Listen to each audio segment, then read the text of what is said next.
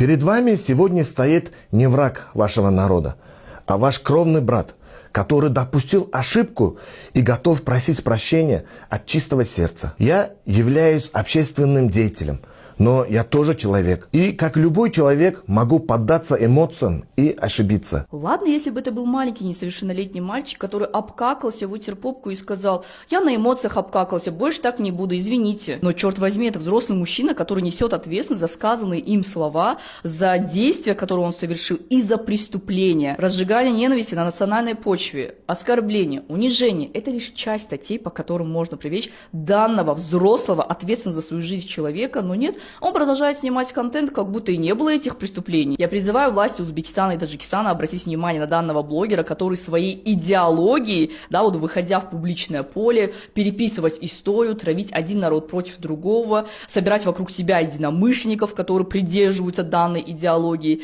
противоречат тому, что пытаются сделать главы двух стран. Узбекистан и Таджикистан и Кыргызстан 31 марта 2025 года подписали договор. Этот договор очень важен для укрепления дружбы, сотрудничества. Как легко, оказывается, на глазах у всех в публичном поле совершить преступление в стране, где есть конституция, законы и кодексы, просто извиниться за то, что поддался эмоциям и продолжать жить, как ни в чем не бывало. Если вы думаете, что один человек вышел, что-то ляпнул, извинился, то нет.